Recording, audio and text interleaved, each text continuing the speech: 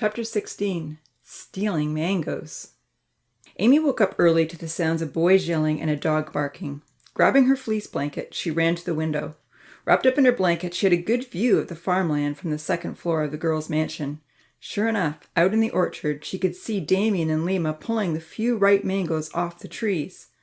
Charlie, while scrawny and small in stature, had a very loud voice, and he was yelling for the boys to stop. Tearing around their ankles, Maxie was howling and barking. "Poor Charlie," Amy mourned. "He's been waiting so long for those mangoes to ripen. He wanted everyone to share them." Angry about the situation, she called loudly to the other girls. "They are taking the mangoes! Those selfish boys are stealing them!" Georgia was the first to rush in. "Who's taking the mangoes?" Amy pointed.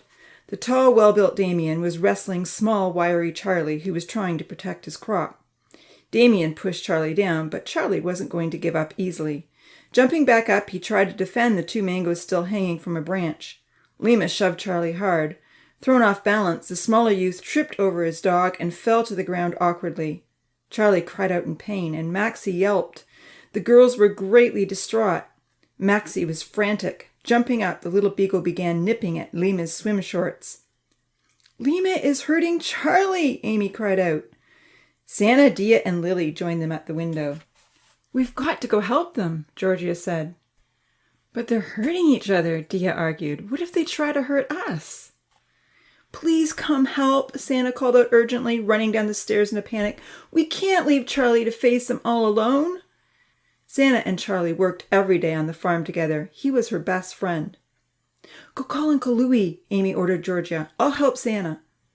While Lily and Dia hugged each other in the window, the other three girls ran as fast as they could to the gardens. Lima and Franz had taken off toward the lake. Damien was falling behind, trying to get away with 6 mangoes that he couldn't carry very well. Across the orchard on Mining Hill, Vanitha, Tina, Yuyan, and Rosa stood by their home, hugging each other anxiously. By the time the Forest girls reached the farmland, the Beach Boys had made it to Rainy River Bridge and were trying to find a place to hide and enjoy their stolen treats. Charlie was sprawled on the ground, crying. Maxie was licking his face, and one bruised mango lay close by. "Are you okay?" Santa called out, tears in her dark eyes.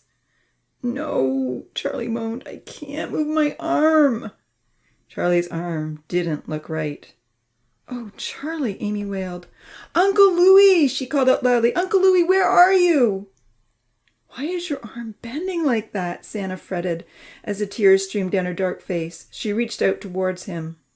"Don't touch it," Charlie warned her sharply. "I fell on it, and I heard something snap. It hurts so badly."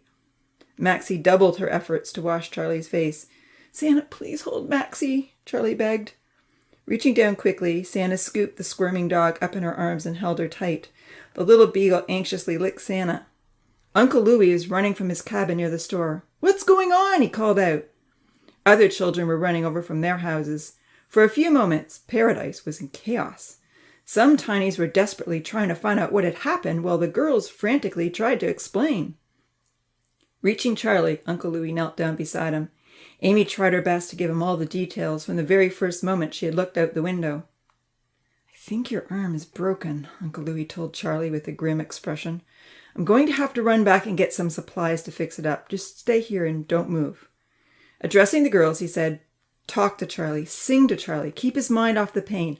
I'll just get a few supplies from the store." There was now a large crowd around Charlie. Trying to help keep Charlie's mind off the pain, Georgia decided to tell their favorite story. One day, 2 tinies decided to go for a walk in the deep, dark forest around Cascading Mountain. With everyone enthralled by the well-embellished, heroic tale, the group calmed down. Having never fixed a broken arm before, Uncle Louie tried to refresh his memory as he ran toward the store. He hoped Nancy had left the plaster bandages on the left side of the far shelf and that his little book of important notes was still underneath. Thankfully, everything was in place. He quickly reviewed his first aid notes, grabbed the bandages, the Advil, and picked up a clean, sharp knife. To his great amazement, as he headed out the door, he saw 3 pairs of scissors lying on top of the big bag of pet food that had come in on the train that morning. Just in time, he thought, laying down the knife and picking up the scissors. School that day in Paradise was on first aid, with a live demonstration on how to mend a break. Only 3 boys were absent from the class. Tina, Kenzie, and Yu-Yan helped cut the plaster into strips. The tinies were very curious about the large gel cap of Advil. Following Uncle Louie's instructions, Amy carefully poked a hole in the thick, transparent walls of the oval-shaped containers and measured out a small spoonful of the medicine for Charlie to swallow. Once the Advil had taken effect and Charlie was feeling less pain, Uncle Louie gently set his bones back into place. Charlie screamed loudly, and all the kids covered their ears, but when it was straight again, Charlie was a lot happier. Using a pail of water from the lake, Uncle Louie directed Tina and Georgia to moisten the plaster bandage, and they began wrapping it around Charlie's arm. "This is fun," Georgia said as she helped Tina smooth the bandages together and felt them harden. "Fun?" Charlie questioned wearily. "I'm glad you're having fun." "Oh, I'm sorry, Charlie," Georgia replied. "This isn't much fun for you. But this plaster is really cool stuff." "Maybe we can make other things out of this," Vanitha suggested. "I'm sure you can," Uncle Louie smiled. "However, the rest of these strips we'll keep for emergency use. But I'll ask the professor if he can send in some for crafts." "I'd like to make a bowl to put things in," Vanitha said. "Well, there's one thing you girls could certainly do with the scissors," Uncle Louie smiled, standing up and looking at them. "What is that?" Amy asked. "A lot of the boys need haircuts," he said, "and maybe some girls would like a trim as well. If you or any of the other girls are inclined to cut hair, that would be a skill you could use to trade for goods." "Really?" Amy said, looking at the scissors with surprise, her blue eyes sparkling. "I would love to cut hair." "Great.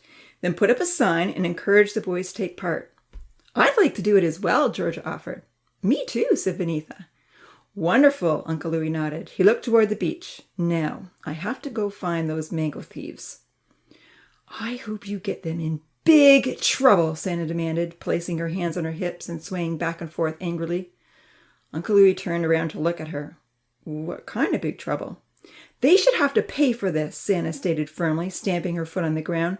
"Not only did they steal the precious mangoes, but they really hurt Charlie. He's not going to be able to look after the garden for quite a while." "They should have to plant the lettuce," Tina called out. "No way," Charlie argued. "I don't want them on the farm. They won't care about doing it right." "I know," Kenzie answered, his voice full of enthusiasm. "Vahid and I just discovered a pile of really great flat rocks in Mining Hill. We were going to start building a road from the store to the lake. You could make the Beach Boys help us." "Yeah, and tell them no more time in that lake until the road is done," Santa added, shaking her pointing finger. "I like that idea," Uncle Louie smiled. "And you'll supervise the job, Kenzie?" "Yes," Kenzie said, standing up straight and folding his arms together. "I'll help too," Amy offered, happy that consequences were being meted out to the offenders. It made her feel safer to know that Uncle Louie would deal firmly with bad behavior. "I can bring food and drinks for them if they do a good job," she suggested, looking over at Kenzie for approval. "But only if Kenzie says they deserve it." "That will be great motivation for them to work hard," Kenzie nodded, tossing his long, wavy brown hair out of his gray eyes. "Excellent," Uncle Louie smiled, thankful for the helpful ideas.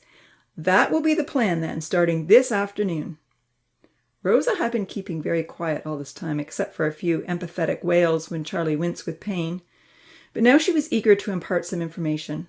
"Uncle Louie, I know where they are hiding," she piped up. "Oh, where?" Uncle Louie asked. Rosa pointed toward Rainy River, towards the closely nestled banana trees. Right in front lay a precious mango. As everyone turned to look, a hand poked out of the tall leaves and tried to reach the stray mango. It was just out of grasp.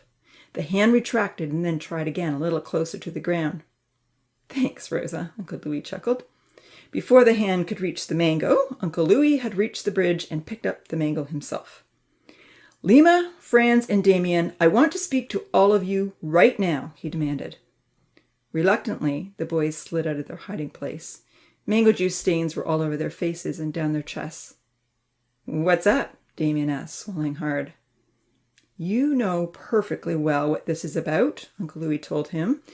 "You have stolen rare and very valuable food, which is unfair to Charlie, who has worked hard to tend the orchards. And you hurt him badly, which concerns me more than anything. Because of your actions this morning, Charlie won't be able to use his arm to do any work for quite a while. That fall broke his bone. How would any of you like to feel pain like he has?" The boys didn't have anything to say. They had never broken a bone. Scrapes had been the worst injury they had encountered. Having witnessed the pain and distress they had caused to all the other tinies, they were rather shaken. Damien looked down at the ground. Lima shrugged shamefully, and Franz kicked a stone. "Well, this is what I have decided," Uncle Louis said firmly. "From now on, you will not be allowed back to the lake, not even to sleep, until you have first of all apologized to Charlie for hurting him badly and stealing produce from his farm. What you did today is unacceptable behavior here in paradise. For this, you will reap consequences. All 3 of you will help Kenzie build a road from the store to here. When the road reaches the beach and is finished to Kenzie's standards, you can then go back to the lake." Franz objected. "We can't even sleep in our hammocks." "You can sleep in the hammocks, but not on the beach. In fact, you can go and get those hammocks right now," Uncle Louis stated firmly. The lanky young lads weren't used to hearing Uncle Louis speak so harshly, and they certainly hadn't expected to face any consequences. Straggling off unhappily, they took down their beds. Following Uncle Louis with hammocks slung over their shoulders, they trudged to the farmhouse, where Charlie was sitting outside in the garden talking to Santa. Damien was first to apologize. "I'm really sorry, Charlie," he said. "I was only thinking about how much I wanted the mangoes. I'm sorry I hurt you. I didn't mean to get into a fight."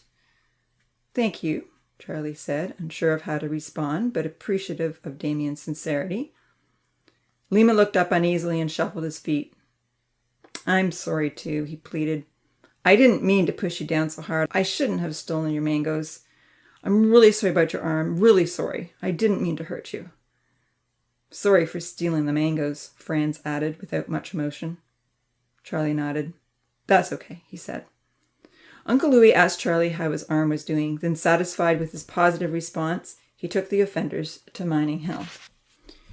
"You need to set those hammocks up in trees where I can see you clearly from my house," Uncle Louis told them. "I'll give you a bit of time to hang them, and then Kenzie will start you working on the road." While the young lads reluctantly repositioned their hammocks on the edge of the North Forest, Uncle Louis and Amy went into the store and arranged with Nancy and Milan that the road workers would be paid with freshly squeezed orange juice, lunch, and dinner until the job was done. Kenzie started planning the road project. Vahid and Zahir offered to stay with Charlie and Santa and fill in for the necessary farm duties. The orchard girls offered to help on the farm as well.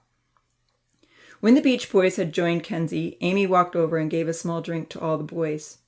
"If you work hard," she told them soberly, "I'll bring you orange juice every couple of hours." "And you'll get lunch and dinner," Uncle Louis added, reaching into his pocket, "but only if Kenzie gives you a ticket." He handed the tickets to Kenzie.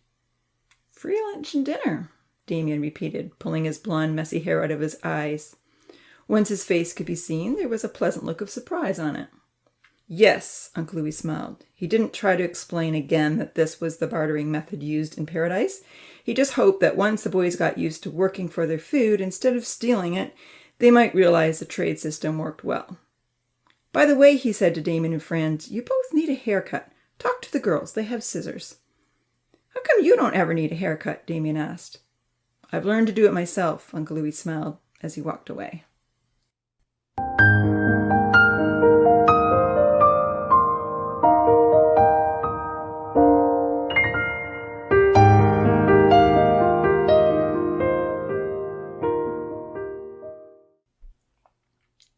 Chapter 17. The Stylists. The professor and Evan were greatly dismayed when they heard about the violence that had erupted in paradise. Louis had sent them a text. Seeing Charlie with a white cast on his arm was disconcerting for the professor. "Ça alors! A robbery and a broken arm," the professor lamented that afternoon as he and Evan looked in on the tinies. "How can this be?" "They will be teenagers in 2 weeks," Evan reminded him. "But where is this aggression and sneakiness coming from?" the professor bemoaned. "They don't play violent video games. They haven't witnessed violence in any shape or form. They have a loving uncle and everything they need. Why are they acting like this?" "Do you feel they would have to see it to do it?" Evan questioned. "I would have expected so," Jack Lemans replied. "I'm astonished. I'm glad that Louis has doled out some consequences. We must deter such behavior, or paradise won't be the safe, happy place that I intended it to be." "They are kids. Sometimes they will be selfish. It's just natural." "But selfishness leads to suffering. I don't understand why they are feeling selfish. Doesn't everyone feel selfish sometimes? Evan pondered uneasily. He hoped it wasn't just him. In our world, perhaps, the professor reasoned, we don't always have enough. We aren't assured that we will always have enough. And we see selfish behavior all around us, but the tinies have everything they need. There weren't enough mangoes. True, we will have to work on that. As they stood by the glass dome, watching the tinies finish their dinner and begin taking their dirty plates into the kitchen, Amy walked out of the store with the scissors in her hand. "Haircuts!" she called out cheerfully. The professor noticed the 3 chairs sitting on the grass near the store. Uncle Louis brought out a mirror, which he gave to Santa to hold. "Look at the sign," Evan chuckled. Vinitha was walking out of the store with a large sign that said, "Haircuts! Bring 1 flat rock for the road." Kenzie, Charlie, and Franz were the first to check in with rocks for the road. Kenzie had 2 good-sized rocks, one for himself and one for Charlie. Franz had a small one. The other boys, who weren't entirely sure they wanted their long locks cut off, stood at a safe distance to watch what would happen. Most of the girls stayed close by as well, eager to watch the show. "I'm with Amy," Kenzie called out, sitting down in the chair in front of her. Charlie sat in Vinitha's chair, and Franz sat down in front of Georgia. "So, how do you want it to look?" Amy asked.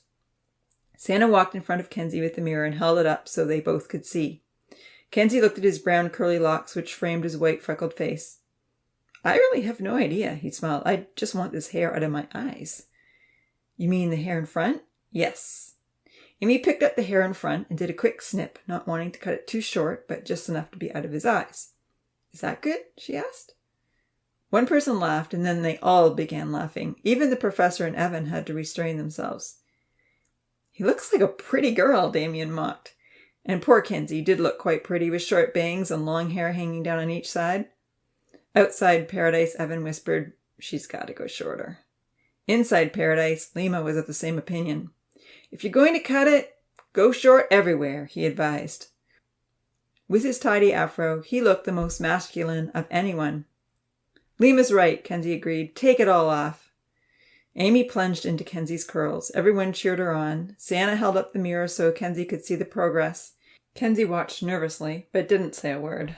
Vinitha and Georgia waited, observing the process before beginning any cuts of their own. Finally, Amy stepped back as though she were done. There were a few calls for a little more on the left, and one suggestion to cut it shorter around the ears. After those minor adjustments, everyone clapped and Kenzie stood up and bowed. Amy smiled. The short cut looked good on Kenzie. In a low voice, Evan remarked, "So much better. I'm glad those scissors finally came." "It took a while," the professor agreed quietly. "It was hard to find anyone who would custom make scissors that small." Vinitha and Georgia started on the boys sitting in their chairs. "Any more customers?" Amy asked with a smile. I guess I'll get mine cut," Damien shrugged. "I'll be back with a stone." And with that, he ran off to fetch a rock. A number of other boys followed him to the hill, and so did Tina. Damien's blonde hair was thicker than Kenzie's and very matted from all the swimming he'd done in the lake. It was challenging for Amy to get a uniform look. "I look too fluffy," Damien protested when he glanced in Santa's mirror. Peering at his reflection, Amy had to agree. "Okay, I'll try to even it out," she told him. Working carefully and cutting more off, she got it very even. The only trouble was it was evenly slanted from left to right. Damien was not pleased. "Oh dear," she said, "I'll try some more." Watching carefully, the professor smiled. "This may not be her thing," he whispered. Evan chuckled. Before long, Damien had the shortest hair of anyone, but at least it was even. "I like it," Amy said happily. "You look dashing." Damien smiled proudly into the mirror that Santa was sharing around. He ran his fingers over his stubby hair and nodded his thanks. "I guess I'll wash off in the lake," he said, heading toward the beach. Uncle Louis stepped in front of him, shaking his head. "No lake till the road is done," he said. "But how can I get clean?" Damien demanded. I need a swim." "Use the shower down by the outhouse," Uncle Louis reminded him. "You can clean off there." Damien grudgingly headed to the shower. The professor shook his head. "I don't know how Louis will keep those boys out of the lake," he said quietly to Evan. "I agree with the road project, but he's asking too much to keep them out of the lake. I think I'd better say something." Evan shrugged. "Louis may have overreacted a little," he surmised softly, "but he's got a tough job in there dealing with teen attitudes. We need to support him in whatever he decides. Imagining what his own reaction to the incident might be, Evan surmised, I'm guessing we might have overreacted too had we witnessed the fight and heard Charlie screaming in pain. True, the professor admitted. He is trying to do his best. But I'm sure those boys didn't intend to break Charlie's arm. Speaking softly, Evan recalled, whether they did or didn't, you want to allow Louis to make his own decisions and learn from them, right? We are observing and helping this experiment along, but not directly governing. There was a long pause, and then Jacques Lemans said, You're right, Evan. Louis must feel free to make his own decisions. They watched as the boys admired the new looks. Vinitha had given Charlie a creative cut, with the top hair a little longer than the closely trimmed sides. Franz was happy that his straight, stringy brown hair was cut in a longer style, just above his eyes. Vahid and Zahir lined up for Georgia. Milan and Ponzi were asking for Vinitha. The two dogs, Fredo and Maxie, lay close by, watching from the sidelines, and nuzzling anyone who came within nuzzling distance, hoping for a few pats. Tina was next in line for Amy. Please just off to my shoulders, she requested. I don't want it too short. Amy carefully took her time doing Tina's thin hair. When she was done, the shoulder-length cut was a little crooked, but it still looked good on Tina. One by one, many of the tinies had either a trim or a cut. A pile of 16 rocks lay around the chairs. There was no doubt, however, when they were all done, that Vinitha and Georgia had a special knack for cutting hair. It's not really Amy's gift, the professor reflected softly. Evan agreed. You're my hair cutter from now on, they heard Zahir tell Georgia as he admired his new look one more time in Santa's mirror. Georgia smiled. Thank you, she said with a pleased giggle. The professor looked in with surprise, but he had to admit Georgia's stylish cuts looked great on Zahir, Vahid, and Charlie. Vinitha had shown great skill as well. Amy stood with her arms folded, looking in Zahir and Georgia's direction with a miffed expression. They all have their unique talents, Professor Lemans told himself.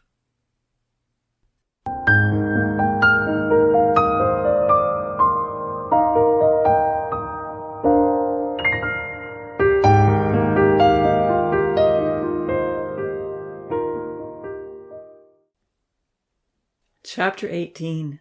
Teenagers. With black notebooks in hand, the two scientists stood at the southeast side of Paradise. They are now teenagers, the professor remarked to Evan quietly. Classes were over for the day. In fact, the first semester was nearly over. Outside the biosphere, trees were bare. Snow was falling softly, and the sky was a gloomy gray.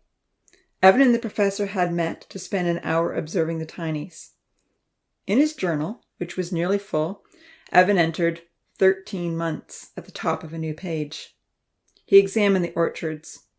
Productivity has been exceptional for most of the fruit and vegetables, he remarked quietly, jotting similar words in his book. Yes, the professor replied. Everything pollinated by the bees has been successful. I'm not sure what to do about the mangoes. They aren't pollinated by bees? Evan asked. They can be, but a lesser long-nosed bat might do better. Only I hesitate to introduce bats. They aren't exactly cute, he smiled. They might frighten the girls. Do you think we'd need many? Chances are they won't be seen. It's not only that, the professor contemplated quietly, but what would they eat? We decided to avoid the annoying insects that are part of their food source. What about fireflies? They have a foul taste, apparently. Bees? No, I checked into it. Bees are active in the day and bats come out at night. Besides, we don't want bats eating all our bees. The mangoes are a valuable commodity. With a wry smile, the professor whispered, Ah, yes, and their scarcity led to an outbreak of selfishness. Googling what long-nosed bats eat, Evan scrolled through a few articles and smiled. Looks like we would need to miniaturize some cactus and send in the fruit, but we can do that easily enough. Why don't we release 2 bats when the mango trees are in flower and see how they do? The professor nodded and scribbled in his book, Miniaturize 2 lesser long-nosed bats and cactus. Building the road has gone well, Evan noted in his book. There hasn't been any stealing or acts of aggression since the Beach Boys were assigned to work. Louis says they have occasionally been sick to their stomachs, which is unusual for them, but on the good days they've worked hard. Standing close by, the professor read Evan's entry and then wrote his own. I'm impressed by the quality of the road work. Kenzie is a good manager. Yes, he is, Evan whispered, comparing notes. He and Damien have worked well together. I especially like the arch bridge. I know Louis helped them with ideas, but still, I'm impressed they chose to try something challenging. Oui, c'est fabuleux and well thought out. They've made good use of the flat rocks that we buried in the hill. Yes, once they figured out how to mix cement. Suddenly the professor pointed to the road. Must be dinner time, he whispered. Here comes Amy with the carry cart. They both smiled, watching Amy as she followed the newly laid stone road, happily pushing the cart ahead of her and making up little songs along the way. From a distance, she waved merrily to the group of kids planting new seeds in the garden. Vanitha, Vahid, and Zahir waved back. She's such a happy one, the professor said proudly. Wait, Evan whispered, cocking his head toward the speaker. Do you hear what she's singing? Oh, that she loves everything? She might be using a particular name. Really? Listen. I love the way you smile at me, Amy was singing very softly. They strained to hear the next line, but Amy was not singing to be heard. However, there was no doubt she had a dreamy look. She might have a crush on Kenzie, Evan suggested quietly. They've been working together for 2 weeks on this project. You haven't noticed any special interactions till now? Not really. They seem like good friends and all, but I haven't noticed any special attraction, Evan relayed, noting down the incident. However, I've certainly seen improvement in the Beach Boys. When they started this project, they were lazy and trying to cut corners and get everything done as fast as possible. Now they seem to have taken a real interest in making the road look good. Louis said it was also their suggestion to build the retaining wall around the drop-off into Rainy River. Really? The professor noted the fact in his journal. I like that retaining wall, he added in a low voice. The rock colors are well balanced, and it should withstand a raging river. He chuckled softly. If we ever had to worry about raging rivers, Evan laughed, muffling the accidental noise he made with his arm. The road workers looked around suddenly as though they had heard the laugh. The professor and Evan glanced uneasily at one another. The dinner bell rang. Time to eat, Vahid called out, standing up in the garden. Wash your hands, everyone, Zahir piped up, dashing toward the outhouse with the others following behind. As they ran across the newly laid road right in front of Amy, Zahir looked at all the food in her carry cart. He stopped. Is that for the road workers again? He asked. With a smile, Amy nodded. They are working really hard, she said proudly. What about the farmers? He asked. Amy's face colored. She didn't have a ready answer. But you always go to the store, she explained. So could they. I guess, she faltered. Hey, who's holding up the food? Damien called out. Zahir shrugged and ran off to wash his hands. The professor and Evan exchanged glances. It's not really fair, Jax remarked quietly. If she's going to take food to some, she really should do it for all. Evan agreed and whispered, Amy started bringing just orange juice and snacks. It's grown from there. I suppose. Seeing that Amy had reached the road workers, the professor and Evan watched with smiles of approval as she reminded them to wash their hands. Grumbling just a little, the boys ran to the outhouse and quickly washed the dirt off their hands. I see why they've been sick a few times, the professor remarked quietly to Evan. They've been working in the dirt, which must still contain trace amounts of bacteria, even though we attempted to purge it out, he sighed, and they don't recognize the importance of soap. Do they wash at all without a reminder? Evan questioned, raising his eyebrows. He picked up his phone. I'll send Louis a message to give another lesson on the importance of washing with soap. Amy handed out the dinner. The hungry boys were very appreciative of the fresh bread, soup, and salads that Amy had helped Nancy prepare. Best bread ever, Damien complimented her. I bet you made it this time. Look, she's blushing, Evan pointed out softly. Amy indeed had turned pink, and she nodded, looking down at the ground quickly. Oh la la, she can't be falling for a beach boy, the professor moaned. Kenzie would be a far better choice, Evan agreed quietly, but Damien is a good-looking guy. Surely Amy isn't falling for looks. She's got so much to offer. You sound like a dad. You'll break her heart. You do sound like a dad. I feel like a dad. With compassion, Evan reached over and affectionately patted the professor's back. A dad with 21 children, he teased. keeping his voice low. And you're not emotionally attached? Reluctantly, the professor had to admit that he was. But my goal is still to remain as objective as possible, he whispered. Evan just nodded and jotted a few words in his journal. The professor admits he has lost objectivity. When Amy gave out the desserts, the dads, standing outside the dome, were still watching carefully. All the boys looked up at her with gratitude. Flustered, Amy dropped Damien's bowl of strawberries on the ground before she reached him. Don't worry, Damien reassured her as Amy glanced up in dismay. I'll clean it up. They both went to pick up the strawberries at the same time, hit heads, and ended up sitting on the ground looking at each other. The other boys laughed out loud. Standing up, Damien reached out to help Amy to her feet. Look after the other guys, he told her kindly. I'll clean up the mess. Lima offered to share his strawberries with Damien, and all the others agreed to do the same. I can wash these off, Damien said, loading the strawberries back into the bowl. Mind if I use some of your water? He asked Amy. Of course, she offered, bringing it over to him. He's rather charming, Evan observed. He'd better be reformed, the professor remarked grudgingly. In his thoughts, he assured himself that early crushes often fade away. Once the dinner merriment was over, Amy made her way back to the store, pulling her little cart and singing softly. The professor sighed deeply. You okay? Evan asked. Yes, just not ready for them to start growing up. They've only lived just over a year. For a moment they watched in silence, pondering how quickly 13 months had flown by. Then the professor whispered, Well, this road project has been quite successful in developing a good work ethic and building relationships. Now that all the houses are done and food production is going well, I think we need to introduce another project to keep everyone busy. I thought you wanted to let them discover materials and develop their own creativity. Well, that was my original plan, but time is short. They don't have 100 years to figure things out on their own. Plus, in such an ideal world, without any major adversity, wars, suffering, sickness, bad weather, you name it, there is no necessity driving human creativity. Evan looked up in surprise. He thought it was interesting the professor had admitted that adversity sometimes led to good inventions. He jotted it down.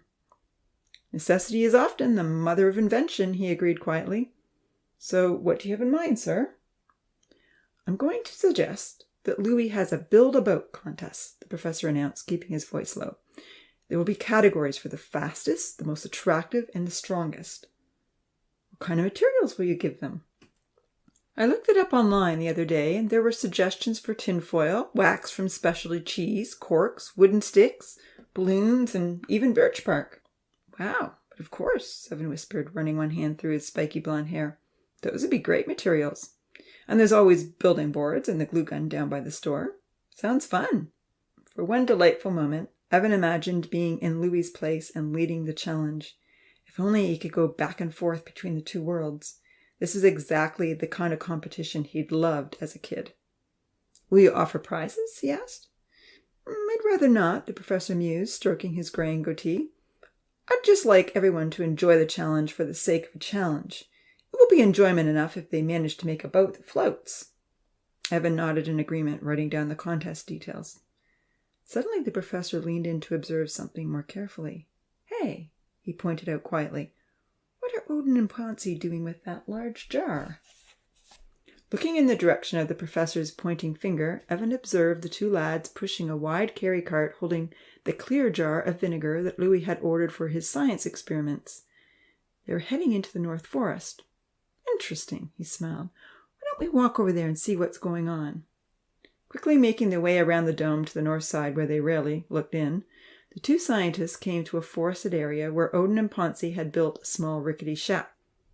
In front of the shack were two dark blue flags with gold writing.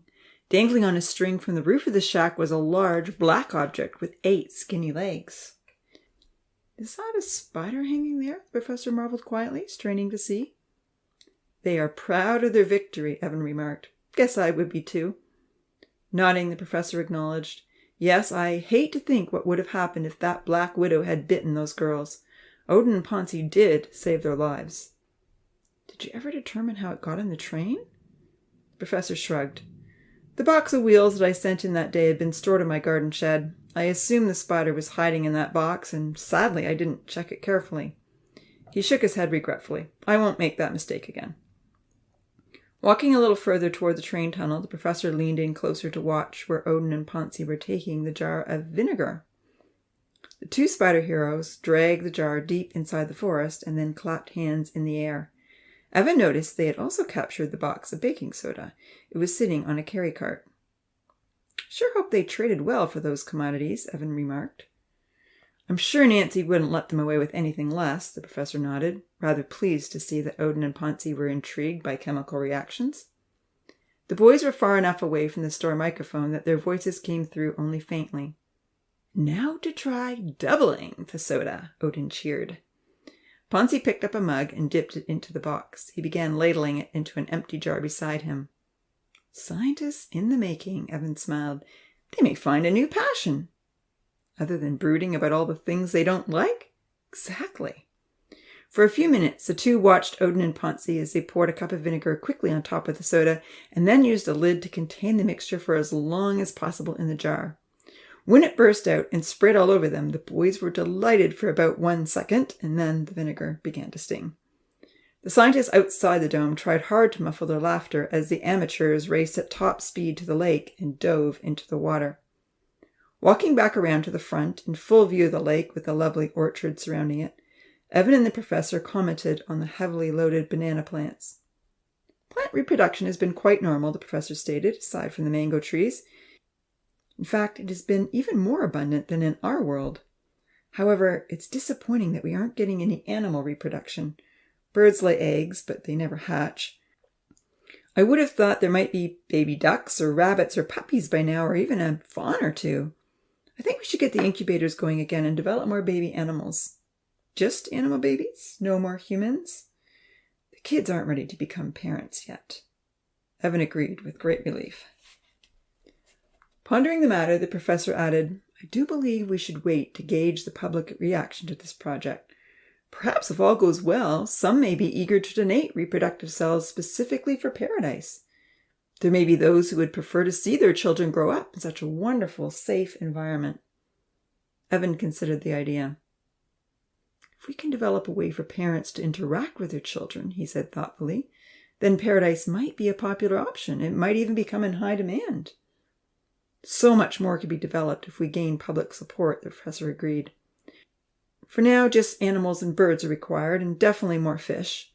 I might try a few more plants, maybe some different varieties of roses and shrubs.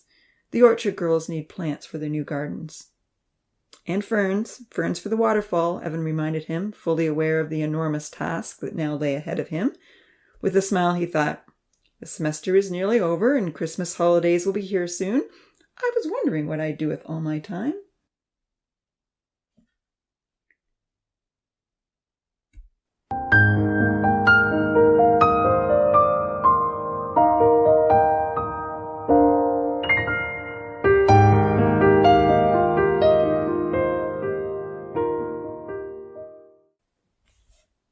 Chapter 19.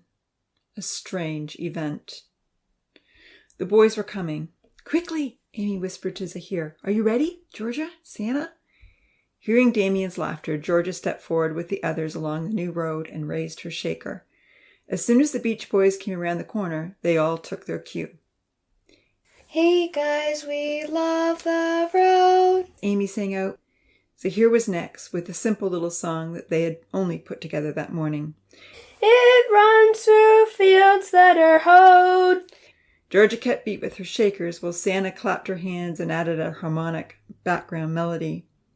"And meanders through cows that graze," Amy added, joining in clapping.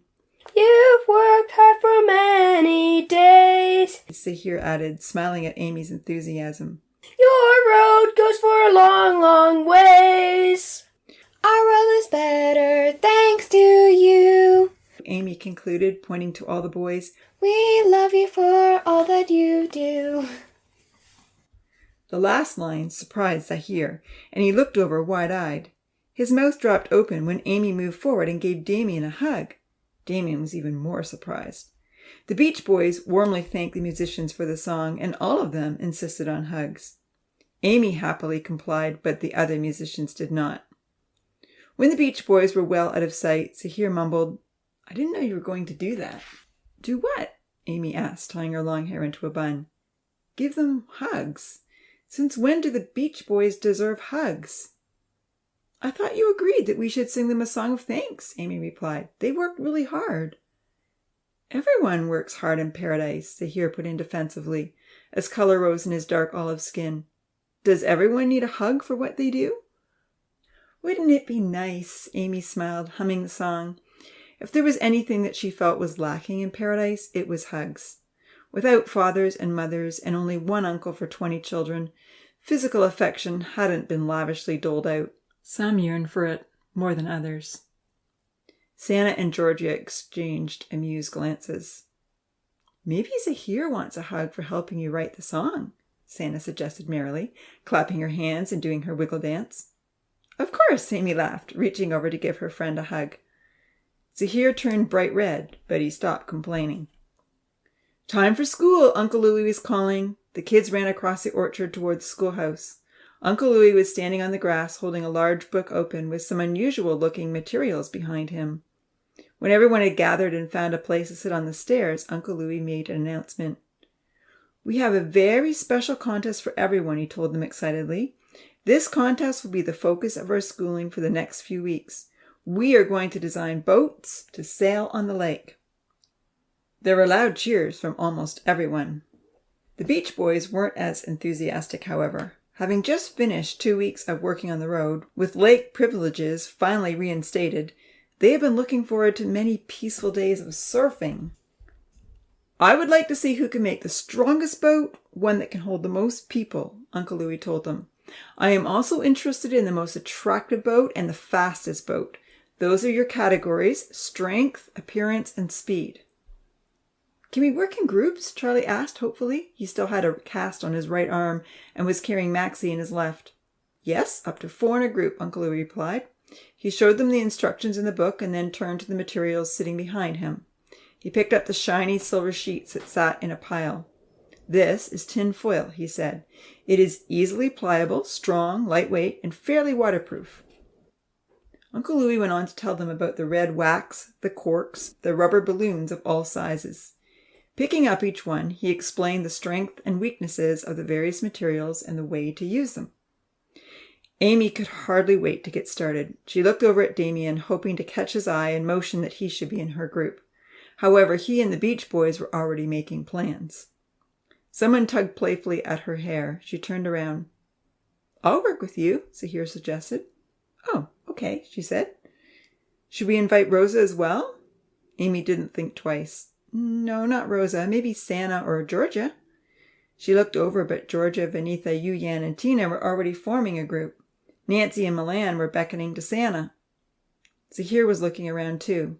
Odin was standing all by himself, and he didn't look very happy. His long, messy hair stuck out all around him. He was the only boy who still had long hair. "Maybe we should ask Odin to be in our group." "Odin?" Amy whispered in disbelief. "Why would you even think of asking him?" "Because he's sitting all alone. Wouldn't you feel badly if no one wanted you in their group?" Amy looked over at Odin with only a small spark of compassion. After all, he had rescued the girls and bravely fought the scary creature, but she couldn't imagine trying to work with him in a group. However, at that very moment, Rosa, Lily, and Ponzi approached Odin to ask him to join with them. He was still a mighty hero in their eyes. "What about just you and me?" Amy suggested, seeing that everyone else had now formed groups. "Oh, okay," he said. "Well, what do you want to make? The fastest, the strongest, or the most attractive?" With a sparkle in her eye, Amy replied, "How about we try for all 3? Considering the options, Zahir hesitated. "But if we go for the fastest, we'll need something lightweight. Then it may not be the strongest. If we go for the strongest, then it might not be attractive." "Let's get the instructions for all of them," Amy whispered secretively in his ear. "We'll read everything and see if we can do something better than all the rest." Laughing, Zahir nodded. "We can certainly try." The instructions were piled on the deck. Taking the sheets of paper for all 3 categories, Amy and Zahir ran out to the nearby orchard to peruse the information privately. Most of the other children were helping themselves to the materials first and already beginning to experiment. Out in the orchard, Amy and Zahir leaned against Charlie's shed. Fredo saw them and came bounding over. He wanted to lie with his head on Zahir's lap. Zahir tried to hold the instruction papers up so they could read them, but the papers were as tall as he was. Little did they know the professor cut every sheet of his own printer paper into 8s for the tinies. "Let's lay these on the ground," Amy suggested. They had to get onto their hands and knees to read. Fredo groaned when he had to give up the warm lap he was resting on. Amy patted Fredo's head while Zahir began reading aloud. Little lorikeets fluttered noisily from tree to tree, and Amy wished they would come down and sit on her shoulder. Ripple sauntered over and tried to curl up on the top of the pages. Zahir picked up the purring cat and placed her on top of his sleepy dog, but Ripple wasn't happy with that arrangement. With a nasty hiss at Fredo, the cat ran off. As Zahir was explaining the benefits of using tinfoil, Amy suddenly noticed that one of the sunflowers was far taller than the others. She thought she could even see it moving upwards. Plants rarely moved in paradise because there was never a wind, only a very gentle breeze from the air filtration system. "Look at that sunflower," she notified Zahir. "You can almost see it grow. It's huge." Zahir stopped reading and looked in the direction she indicated. "It is growing," he pondered. "Let's go check it out." Leaving the papers on the ground, the two made their way to the flower garden. 10 sunflower plants stood in a neat row. The first 9 plants reached only to their waists, but the one furthest away was 3 times their height. Yet all of the plants, even the huge plant, only had their first 4 leaves. They ran over to the gigantic sunflower. Maxie saw them approaching Charlie's garden and came running over, barking. Amy patted Maxie's brown and white fur and told her that everything was okay. "These leaves actually look big enough to sit on," Zahir laughed. Reaching up, he tried to climb onto the lowest leaf. The first time he slipped off, but the next time he managed to wriggle on. With a happy smile, he laid back with his arms behind his head. "Ah, this is nice," he told Amy. "I'm going to try," Amy said, choosing a leaf on the other side of the stem. Her first few attempts were unsuccessful. Finally, she spotted the cow grazing in the field. "I'm going to get Brownie," she said. "Then I can climb on her." Brownie was very compliant as long as she had grass in her mouth to chew. With Amy's arm draped over her back, Brownie tripped happily along. Amy positioned her underneath the sunflower's leaves and hoisted herself up onto the cow. However, just at that very moment, a rabbit hopped into the garden, and the 2 dogs assumed guard duty. The commotion startled the cow, who lurched forward, throwing Amy off her back. Zahir slid off his leaf and jumped to the ground. He extended a hand to Amy. "Are you okay?" he asked. With a groan, Amy took his hand and stood up. "I'm okay," she sighed. "I guess that was a dumb idea." "I'll help you get on," Zahir offered. When Amy agreed, he gave her a boost up. The leaf was big enough for her to stretch out completely, and it almost seemed to be getting bigger by the moment. "Thank you," Amy said with delight as she lay back and breathed a happy sigh. "Oh, I love this," she sighed. Aware that it was still school time and they were supposed to be focused on their project, Amy said, "So we really should discuss which materials we want to use. I really like the wax because it's such a pretty red. I think it will be just as strong as the foil, if not stronger, and I love the color." "Let me get the instruction sheets," Zahir said, running back over to the shed to collect them. When he returned with the large sheets in his arm, he passed them up to Amy. Then he reached up to grab hold of the branch extending out to his leaf. "It's prickly," he remarked. It was quite a struggle, but eventually Zahir pulled himself back up and brushed off the prickles from his arms and hands. "This plant is growing taller," he said, looking down at the ground. "Wonder how tall it will grow. This could be fun." Enjoying their soft, reclining leaves, neither one of them considered that their situation could be in any way precarious. The 2 dogs settled down below for a snooze in the shade. "I have an idea," Zahir smiled. "Why don't we try a small piece of each type of material? We can dig some rocks out of Mining Hill and weigh each material down in the water with the same size rock. Then we'll know for sure which one floats better." "So we'll try the cork as well?" "Sure. It's rather ugly." "We can mold the wax around it to add some color and shape." "True. What was the other material Uncle Louis mentioned?" Amy considered. "Maybe we should read these sheets and then we'll have all the details." "Great plan," Zahir agreed. He placed his arms behind his head and got ready to listen. For the next hour, Amy read the sheets and they discussed the information. Finally, they felt educated enough to begin experimentation. "Let's go dig up some rocks," Amy cheered. However, when she tried to get down, she realized she was now almost twice her height from the ground. Nervously, she said, "We're up really high." "Oh no," Zahir said, sitting upright. "This plant is growing fast, really fast. We better tell Uncle Louis about this." With that, Zahir shuffled himself to the edge of the leaf, took hold of the branch, and slid down the stem. However, the prickles on the stem were even harder and longer now. There were many ouches on the way down. Amy didn't feel that she wanted to follow his lead.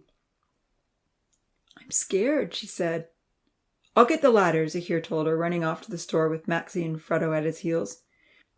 When he returned, he set the ladder against the plant's prickly stem, but it wasn't tall enough. "I better call Uncle Louis," Zahir said, pulling a piece of prickle out from his shirt. "There's something very strange about this plant. It's already way taller than the trees." "Please hurry," Amy pleaded, no longer enjoying the comfortable recline in the ever-expanding leaf. Zahir dashed over to Uncle Louis, who was explaining things to Rosa and Lily. "There is a huge plant growing really fast in the garden," Zahir shouted. Everyone turned to look. Charlie and Santa jumped to their feet. "We'll deal with it when school is over," Uncle Louis replied, unfazed. "But Amy is sitting on it, and she's way up in the air." "Seriously?" Uncle Louis ran over to where he could see the garden, followed by all the other tinies. Sure enough, one sunflower was 6 times the size of all the others. On a large leaf, Amy sat perched near the edge, looking down nervously. Maxie and Freddo were chasing each other around the garden. "We need to get Amy down," Uncle Louis called out. "Someone find something tall to stand on." Damien picked up the strong balloon that he and his buddies had been experimenting with. "Hey guys, come on," he muttered. While the others scurried around trying to find anything that might be tall enough to reach Amy, Damien and his friends rushed to the plant. Uncle Louis was right behind them. "Stretch it out," Damien told his friends. They all took an edge of the balloon and backed away from each other. "You've got to jump," he told Amy. "We'll catch you." "It's so far down," she cried. "It's only going to get further down," he told her. "Jump, Amy." Closing her eyes and screwing up her face tightly, Amy jumped. Uncle Louis watched anxiously as she fell. Thankfully, she landed right in the middle of the balloon, stretching it almost all the way to the ground, and then she bounced on the surface. The boys hung on to the edges and kept her safe. She was very relieved. Amy's knees were shaking, so Damien picked her up in his lanky arms and carried her back to the schoolhouse. All the tinies followed, pestering Amy with questions. No one noticed that Uncle Louis had suddenly disappeared. Nor did it seem strange to anyone that after Uncle Louis returned and was helping them again with their boats, the train came in for a second time that day. School was immediately dismissed. The giant sunflower was now 10 times the size of the others, which still only reached up to the tinies' waists. Taking all the tinies with him, Uncle Louis opened the first train door. There were only 2 things inside, some rope and a big saw. Taking the long, dangerous-looking instrument out, Uncle Louis told them all it was a bow saw. Some of the boys wanted to touch the groove's serrated edges and marveled at how sharp it felt. They had used little kitchen knives occasionally and small skill saws on the building boards, but they had never seen a saw so long and with so many sharp spikes. "Ouch!" Odin yelled as his hasty investigation of the blade drew blood on his finger. "Do you need a bandage?" Tina inquired anxiously. The cut was only skin deep. Odin shook his head and put his finger in his mouth. All the other boys pulled their hands back. "Yes, it's very sharp," Uncle Louis affirmed. "This saw is the one we need to cut down the giant sunflower, but we have to be careful. It can do damage to us if we don't use it properly." "So it's a dangerous tool?" Franz asked with a sly look. Uncle Louis saw Franz and Odin exchange crafty glances. "Yes," he agreed warily. "Anything that can be used for good purposes can also be used for bad. Always choose to use things for good if you want Paradise to stay safe and beautiful." Franz and Odin lagged behind while the other children followed Uncle Louis out to the garden with much excitement and apprehension. Looking around for the best place to bring the giant down, Uncle Louis explained, "We need to make sure that when we cut this sunflower down, it doesn't fall on anyone or wreck any plants in the garden." Everyone's eyes grew wide. While some were fearful, others loved the drama. The sunflower was the tallest plant they had ever seen. It was now 4 times the size of Uncle Louis. Eyeing the distance to the school roof carefully, Uncle Louis asked Damien to rope the plant, tying it tightly, and then the Beach Boys were told to carry the other end toward the meadow. Kenzie and Vahid were given the task of sawing through the stem, while everyone else was told to stand near the schoolhouse. Several girls huddled under the school roof, hoping the plant wouldn't land on them. Most of the boys stood as far from the school and as close to the plant as they deemed to be courageously safe. Kenzie and Vahid began pulling the saw back and forth across the overgrown plant. "Keep a tight hold on that rope," Uncle Louis demanded sharply, looking toward the Beach Boys. Sawing with all their might, Kenzie and Vahid took frequent breaks to mop their sweaty foreheads. Suddenly there was a loud crack, and the whole plant began toppling toward the school. "Pull hard!" Uncle Louis yelled. The Beach Boys yanked on the rope just in time. The tall plant changed direction and came down with a loud thud. Its 2 top leaves nearly reached the dry riverbed. All of Paradise erupted into loud cheers. The garden was saved. Uncle Louis directed all the boys to take a turn cutting up the plant. It took quite some time for all the pieces to be carried across the meadow and jammed into the train. When they were finished, Uncle Louis went back for the bow saw, but it wasn't where he had last seen it. "Hey guys, has anyone seen the saw?" But no one seemed to know. "I need the saw back now," he said firmly. "No dinner for anyone until it's back in my possession." Damien, Franz, and Odin exchanged glances. "We'll bring it right back if we see it anywhere," Damien promised. Uncle Louis nodded knowingly. While there were other small, useful saws and knives in Paradise for regular needs, none were so sharp and potentially destructive as the bow saw. He knew the professor didn't want to see any living trees chopped down. In 5 minutes, the boys were back with the instrument, claiming they had found it in the forest. "Thank you for finding it and bringing it back," Uncle Louis said, wishing he could fully believe their story. He put the saw into the first car on the train and waited until the train had backed out of Paradise. He hoped they wouldn't need such a hazardous tool again.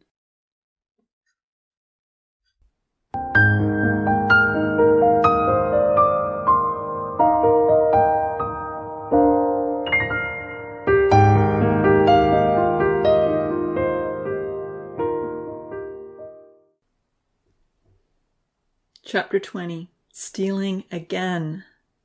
Evan was in the supply room when the train came through the secure entrance and backed into the loading dock. He could see it was full of sunflower pieces.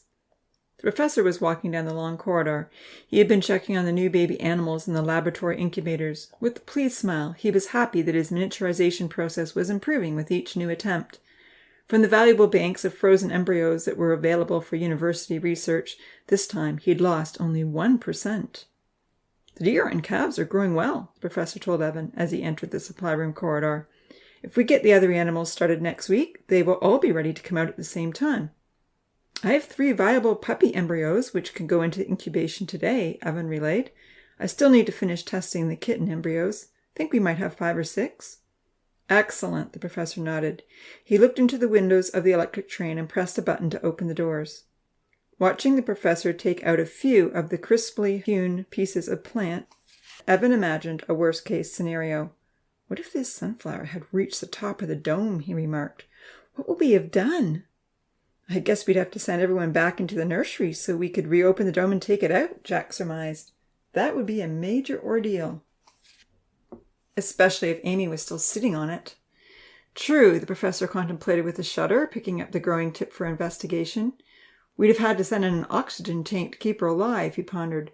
"She would have had the opportunity to see what goes on beyond her glass world, and then she'd tell all the others and our secret would be over. I'm glad we were both alerted quickly this time."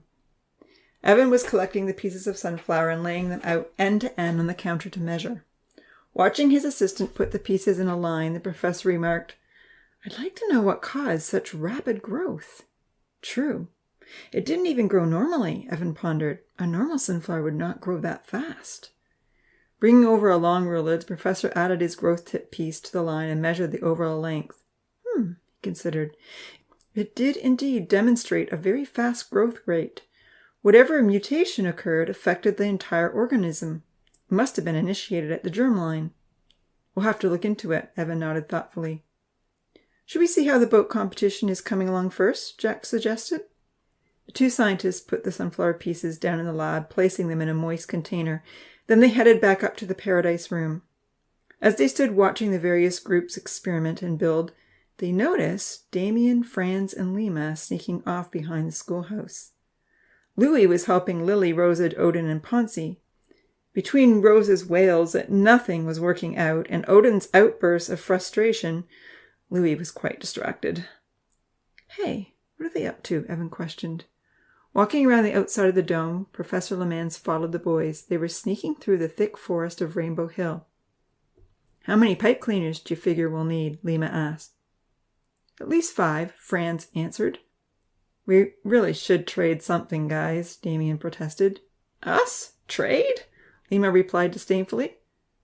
"Do you want to be assigned to build another road?" Damien asked wearily. "They won't catch us this time. No one is at the store," Franz argued. "What if they see us using them? Then they'll ask how we got them." "We'll work on it at night and cover them with the foil. No one will know." The professor looked over at Evan with disappointment. "When will these guys learn?" he whispered, shaking his head. "Maybe Damien is learning," Evan replied. "If he was smart, he'd turn and walk the other way." Evan didn't respond. He and the professor watched with heavy hearts as the boys came to the store and tried to break in. Evan hoped Damien would have the courage to stop the others and find a right way to get what they needed. "I'm not doing this," Damien said flatly. "Then stand outside and at least let us know if anyone is coming," Lima ordered. Damien agreed, much to the dismay of the professor and Evan, who were hoping he would refuse altogether. Franz tried the front door and laughed. "It's not even locked. This is easy." In a moment, he and Lima were out with the 5 pipe cleaners and 3 bananas. "You took bananas as well?" Damien frowned. "Of course. I'm hungry," Franz smiled, handing one to Damien. With a shrug, Damien took the fruit and pulled down the peel. "How sad," the professor remarked, shaking his head. "Well, at least he's beginning to think it through," Evan advocated. "I believe we should support Louis' desire for consequences," Professor Lemans decided. "Maybe persuasion isn't always enough. Some people respond to reasoning better than others. I'll suggest to him that from now on, if anyone steals, they should pay back double for what they took." "That's a good rule," Evan agreed. "It's not a rule," Professor Lemans told him firmly. "This is a consequence. It's just good common sense." Evan didn't argue. The boys were enjoying their bananas as they made their way back through the forest. Franz stopped suddenly and pointed to a place where the pine trees nestled together. "Here's a great place to hide the pipe cleaners until dark." Lima laid down the fuzzy cleaners well out of sight. The professor picked up his phone and began texting a message to Louis, letting him know what the boys had done and where the pipe cleaners could be found. He also suggested the new consequence if anyone was caught stealing. Knowing that Louis was unlikely to see the message until he checked the phone late at night, the professor and Evan headed back down to the lab, hoping to investigate the genetics of the wayward sunflower.